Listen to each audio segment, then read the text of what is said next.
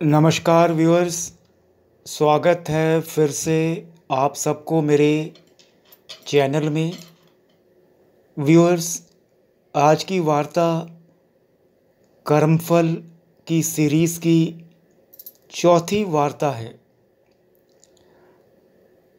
जैसे कि मैंने अपने पहले वाले वार्ताओं में बताया, आप में से और हम में से कोई भी व्यक्ति अपने कर्मों के फल से बच नहीं सकता। जो सुख और दुख हम देख रहे हैं, ये हमारे द्वारा किया गया ही कर्मों का फल है। एस्ट्रोलॉजी के अंदर जो हमारी कुंडली में ग्रहों का प्लेसमेंट है, ये और कुछ नहीं है, हमारे द्वारा किए गए कर्मों का फल है, जो ग्रहों के द्वारा हमें सूचित करती है कि इस जगत में हम सुख भोगने आए हैं या दुख भोगने आए हैं। कर्म तो भोगने पर ही कटेंगे, ना उसको आप बाईपास कर सकते हो, ना मैं कर सकता हूँ। वो नियत समय में जो नियति ने फिक्स किया है, उसका प्रभाव जरूर आएगा। ये जरूर है, पूजा पाठ, दान पुण्य, सत्संग, मालिक को याद करने से उसके इम्पैक्ट, प्रभाव को कुछ हद तक हम कम कर सकते हैं। अक्सर आप में से लोग पूछते हैं, कर्मों का फल तो ठीक है, परंतु हम ये जानना चाहते हैं कि अनजाने कर्म का फल कौन भुगतता है। इस विषय में हमारे धर्मशास्त्र क्या कहते हैं। मैं बता दूं व्यूअर्स, अनजान कर्म का फल भी होता है। मैं इसको एक कहानी के माध्यम से आपको बताना चाहूँगा। व्यूअर्स, अक्सर हम दूसरों की निंदा करने में आनंद लेते हैं, लेकिन ऐसा करके हम जाने अनजाने पाप के भागीदार बन जाते हैं, जिसका फल हमें भुगतना ही पड़ता है। दूसरों की निंदा करने का परिणाम क्या होता है, इसको मैं कहानी के माध्यम से आपको बता रहा हूँ। व्यूअर्स, एक राजा ब्राह्मणों को लंगर में महल के आंगन में भोजन करा रहा था। राजा का रसोइया खुले आंगन में भोजन पका रहा था। उसी समय एक चील अपने पंजे में एक जिंदा सांप को लेकर राजा के महल के ऊपर से गुजरी। तब पंजों में दबे सांप ने अपनी आत्मरक्षा में चील से बचने के लिए अपने फन से जहर निकाला। व्यूअर्स, तब रसोइया जो लंगर ब्राह्मणों के लिए पका रहा था, उस लंगर में सांप के मुख से निकली जहर की कुछ बूंदें खाने में गिर गई। फलस्वरूप वो ब्राह्मण जो भोजन करने आए थे, उन सब की जहरीली खाना खाते ही मौत हो गई। अब जब राजा को सारे ब्राह्मणों की मृत्यु का पता चला, तो ब्रह्म हत्या होने से उसे बहुत दुख हुआ। ऐसे में अब ऊपर बैठे यमराज के लिए भी ये फैसला लेना बहुत मुश्किल हो गया कि इस पाप कर्म का फल किसके खाते में जाएगा।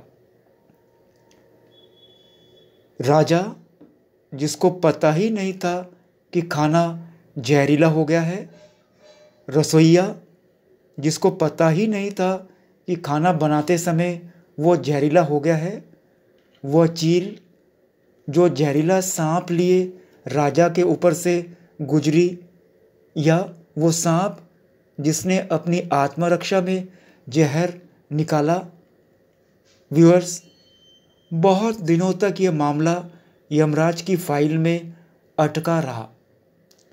फिर कुछ समय बाद कुछ ब्राह्मण राजा से मिलने उस राज्य में आए और उन्होंने किसी महिला से महल का रास्ता पूछा। उस महिला ने महल का रास्ता तो बता दिया, पर रास्ता बताने के साथ साथ ब्राह्मणों से ये भी कह दिया कि देखो भाई, जरा ध्यान रखना, वो राजा आप जैसे ब्राह्मणों को खाने में जहर देकर मार देता है। बस जैसे ही उस महिला ने ये शब्द कहे, उसी समय यमराज ने फैसला ले लिया कि उन मृत ब्राह्मणों की मृत्यु के पाप का फल इस महिला के खाते में जाएगा और इसे इस पाप का फल भुगतना होगा। यमराज के दूतों ने पूछा, प्रभु ऐसा क्यों, जबकि उन मृत ब्राह्मणों की हत्या में उस महिला की कोई भूमिका भी नहीं थी। तब यमराज ने कहा कि भाई देखो, जब कोई व्यक्ति पाप करता है तब उसे बड़ा आनंद मिलता है, पर उन मृत ब्राह्मणों की हत्या से ना तो राजा को आनंद मिला, ना ही उस रसोइया को आनंद मिला, ना ही उस सांप को आनंद मिला और ना ही उस चील को आनंद मिला। पर उस पाप कर्म की घटना का बुराई करने के भाव से बखान कर उस महिला को जरूर आनंद मिला। इसलिए राजा के इस अनजाने पाप कर्म का फल अब इस महिला के खाते में जाएगा। व्यूअर्स, बस इसी घटना के तहत आज तक जब भी कोई व्यक्ति जब किसी दूसरे के पाप कर्म का बखान बुरे भाव से करता है, तब उस व्यक्ति के पापों का हिस्सा उस बुराई करने वाले के खाते में डाल दिया जाता है।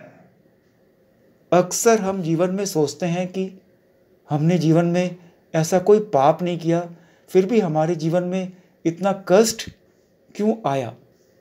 ये कष्ट और कहीं से नहीं, बल्कि लोगों की बुराई करने के कारण उनके पाप कर्मों से आया होता है, जो बुराई करते ही हमारे खाते में ट्रांसफ़र हो जाता है। इसलिए आज से ही संकल्प कर लें कि किसी के भी और किसी भी पाप कर्म का व्याख्यान बुरे भाव से कभी नहीं करना, यानी किसी की भी बुराई या चुगली कभी नहीं करनी है। लेकिन यदि फिर भी ऐसा करते हैं तो हमें ही इसका फल आज नहीं तो कल जरूर भुगतना ही पड़ेगा। व्यूअर्स, ये था कर्म फल का रहस्य, अनजान कर्म फल का रहस्य कौन भुगतने के लिए इस संसार में आता है। धन्यवाद व्यूअर्स। एक और नए वार्ता के साथ कर्म फल की सीरीज़ में वापस आपसे मुलाकात करूँगा। धन्यवाद, बाय।